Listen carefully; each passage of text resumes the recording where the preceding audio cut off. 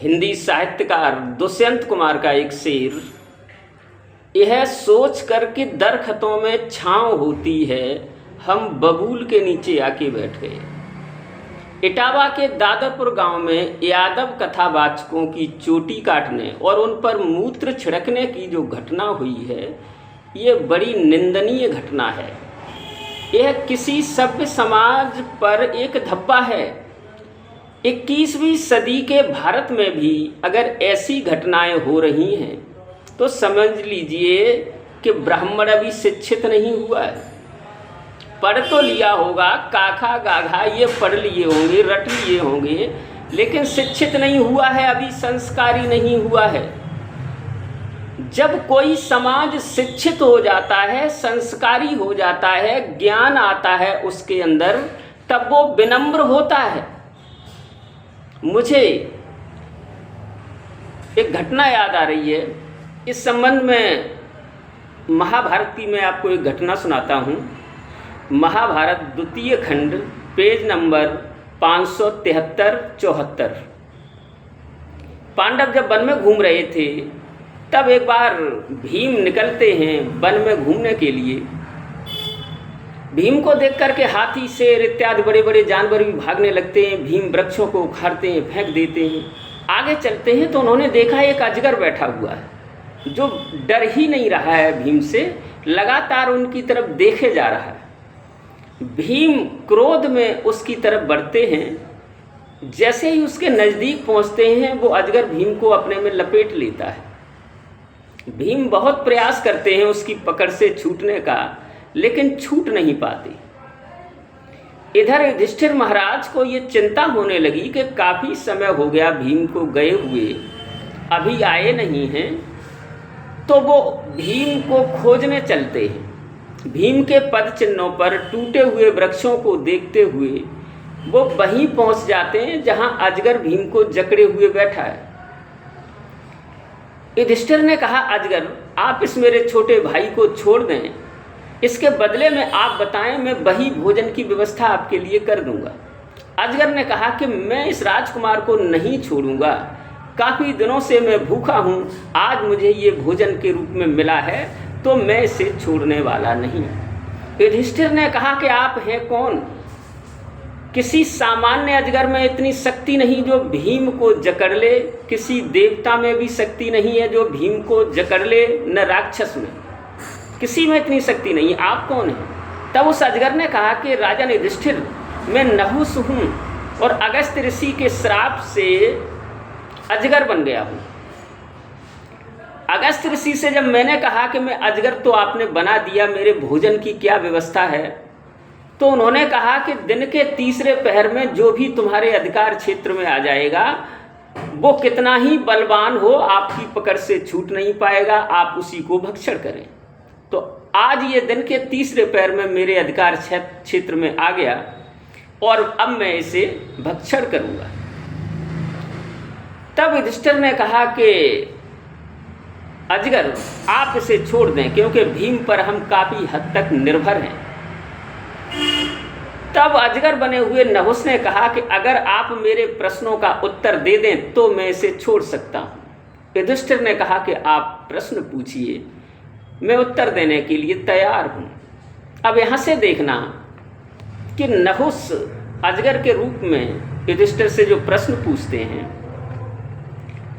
ब्राह्मणे को भवेत राजन वेद्यम किम च युधिष्ठिर।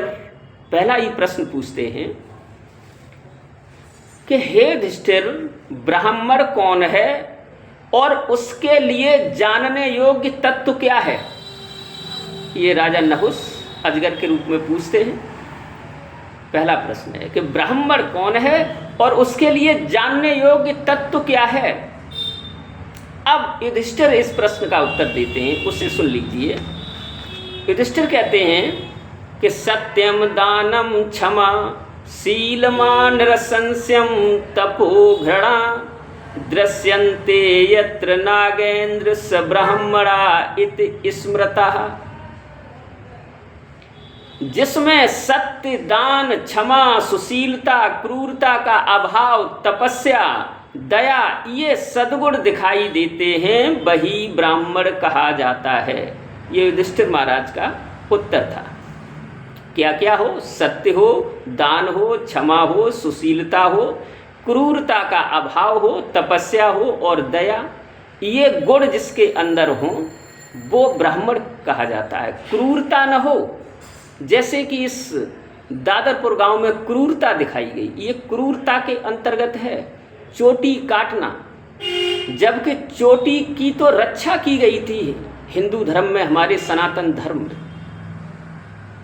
छत्रपति शिवाजी महाराज ने तो पूरा जीवन लगा दिया था इसी चोटी की रक्षा के लिए। हिंदुन की चोटी रोटी राखी है सिपाहिन की। क्रूरता का अभाव हो, और ये क्रूरता की गई, क्योंकि जहाँ हिंदू ही हिंदू की चोटी की रक्षा न करके उसे काटे तो ये क्रूरता है। हिंदुओं की एकता नहीं हो सकती, इसलिए वो हिंदुओं की एकता का विरोधी है। और एक तरफ हिंदुओं की एकता का राग भी अलापता है। तो बताया युधिष्ठिर महाराज ने कि ये सद्गुण हो, क्रूरता का तो अभाव ही हो बिल्कुल, वो ब्राह्मण कहा जाता है। एक बार फिर से देख लेते हैं। सत्य, दान, क्षमा, सुशीलता, क्रूरता का अभाव, तपस्या, दया, ये सद्गुण जिसके अंदर अंतर्गत हैं, जिसके अंदर हैं, वही ब्राह्मण है। अजगर ने यह भी पूछा था कि उसके लिए अर्थात ब्राह्मण के लिए जानने योग्य तत्व क्या है। अब इसका उत्तर देते हुए युधिष्ठिर कहते हैं कि वेद्यम सर्प परमं ब्रह्म निर्दुखम सुखम चयत यत्र गत्वा न शोचन्ति भवते किम विवक्षितम। हे सर्प, वेद्यम सर्प परमं ब्रह्म, ब्राह्मण के लिए जानने योग्य तत्व तो परब्रह्म है। ब्रह्म ही ब्राह्मण के लिए जानने योग्य तत्व है और कुछ भी नहीं। लेकिन आज के ब्राह्मण उस ब्रह्म को न जानकर और सब जानते हैं। कौन किस जाति का है, कौन कथा कह सकता है, कौन नहीं कह सकता, ये सब जानते हैं, सिर्फ उसी को नहीं जानते। इनके कुछ बड़े बड़े विद्वानों ने भी, बड़े बड़े कथावाचकों ने भी ऐसे कहा कि सार्वजनिक रूप से तो कथा ब्राह्मण ही सुना सकता है। वैसे तो उनके एक विद्वान ये कह रहे हैं कि वैसे तो कथा सब अपनी अपनी जाति को सुनाते हैं, माँ कहानियाँ अपने बच्चे को सुनाती है। तो मैं उनसे पूछना चाहता हूँ कि माँ जो कहानी सुनाती है बच्चों को, वो कोई कथा है? अभी आप यही नहीं जान पाए कथा है क्या चीज़। किसी वीडियो में मैं उसका वर्णन करूँगा। तो सार्वजनिक रूप से कथा सुनाने का अधिकार ब्राह्मण को है, ये कहाँ लिखा हुआ है? कहीं बताएंगे? युधिष्ठिर ने जवाब दिया कि सर्प, ब्राह्मण के लिए जानने योग्य तत्व जो है परम ब्रह्म ही है, जो दुख सुख से परे है। उसकी शरण में पहुंच करके व्यक्ति शोक से दूर हो जाता है।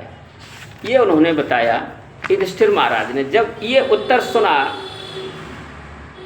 तब सर्प दूसरा प्रश्न करता है।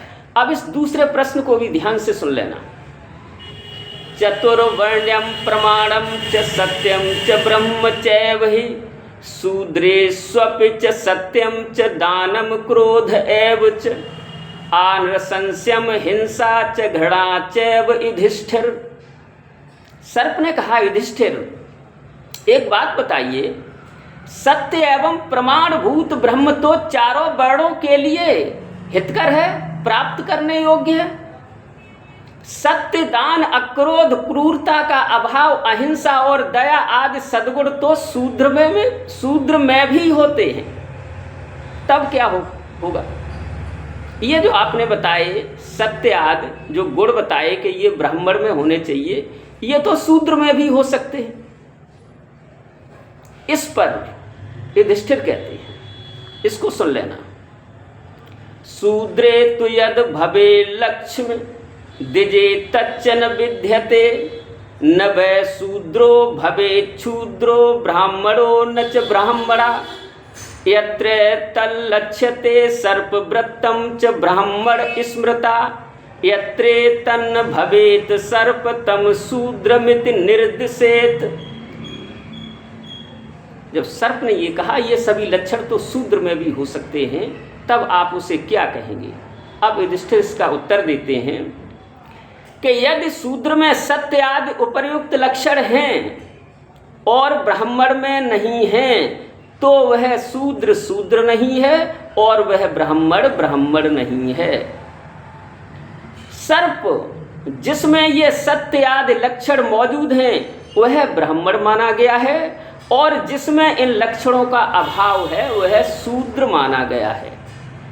युधिष्ठिर ने साफ बता दिया कि जिसमें ये सत्य आदि लक्षण हैं वही ब्राह्मण है, और जिसमें ये लक्षण नहीं है वो शूद्र माना गया है। ये बात सुनकर के सर्प ने कहा कि युधिष्ठिर तब तो जाति व्यर्थ हो जाती है।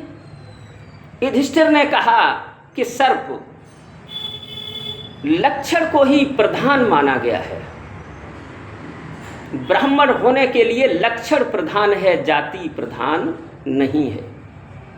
श्रीमद् भगवद गीता में भी अर्जुन से भगवान कृष्ण कहते हैं कि चतुर्वर्ण्यम मया सृष्टिम गुण कर्म विभाग सा। अर्जुन, गुण और कर्म के विभाग से, गुण और कर्म के हिसाब से मेरी सृष्टि 4 वर्ण की है। अब महाभारत के अजगर और युधिष्ठिर संवाद से आप ये समझ लेना कि क्या चोटी काटने वाले ब्राह्मण हो सकते हैं। अब मार्कंडेय पुराण के माध्यम से मैं और कुछ 2 बातें समझाना चाहता हूँ। इसमें मदालसा जो है वो अपने पुत्र को वर्ण धर्म समझा रही है और ये कहती है कि बेटा वर्ण धर्म को सुनिए। दान, अध्ययन और यज्ञ ये ब्राह्मण के 3 धर्म हैं। देखिए, धर्म और धंधा ये अलग अलग है। ये क्या 3 बताए? ब्राह्मण के धर्म, दान, अध्ययन और यज्ञ ये ब्राह्मण के 3 धर्म हैं। और यज्ञ कराना, विद्या पढ़ाना और पवित्र दान लेना ये उसकी आजीविका है, ये उसका धंधा है। धर्म उसका अलग है और धंधा अलग है। दान, अध्ययन, यज्ञ ये धर्म है। यज्ञ कराना, विद्या पढ़ाना, पवित्र दान लेना ये उसकी आजीविका है। अब आप देखेंगे चारों वर्णों के धर्म तो एक ही है। जो ब्राह्मण का धर्म बताया वही सभी के धर्म हैं। आजीविका अलग अलग है, क्योंकि एक ही आजीविका से सबका जीवन नहीं चल सकता। आगे मदालसा कहती है कि दान, अध्ययन और यज्ञ ये 3 क्षत्रिय के भी धर्म हैं। यही तीनों क्षत्रिय के धर्म हैं। अब उसकी आजीविका के बारे में कहती हैं, पृथ्वी की रक्षा तथा धर्म के लिए शस्त्र ग्रहण करना ये उसकी आजीविका है। अब वैश्य के भी यही है। वैश्य के भी दान, अध्ययन और यज्ञ ये 3 ही धर्म बताए गए हैं। उसकी आजीविका व्यापार, पशुपालन और खेती ये वैश्य की आजीविका है। अब शूद्र के देख लीजिए, दान, यज्ञ और 2 जातियों की सेवा ये 3 शूद्र के भी धर्म है। दान और यज्ञ उसका भी धर्म है। और 2 जातियों की जो सेवा बताई है यहाँ पर वो अभी समझ में आ जाएगी। अच्छा, उसकी आजीविका क्या है शूद्र की? शिल्प कर्म, खरीद बिक्री और 2 जातियों की सेवा। 2 जातियों की सेवा, अन्य वर्णों की सेवा का मतलब ये है कि वो जो शिल्प कर्म जानता है, खरीद बिक्री करता है, जहाँ जिसको जो आवश्यकता है वो उचित पारिश्रमिक लेकर के वो वहाँ वो काम करे। ये 2 जातियों की सेवा है। सेवा का मतलब ये नहीं है कि किसी के कपड़े साफ करेगा जा करके। इस तरह से धर्म तो चारों वर्णों का एक ही है। आजीविका ऋषियों ने अलग अलग इसलिए की है कि एक ही आजीविका से सबका काम नहीं चल सकता।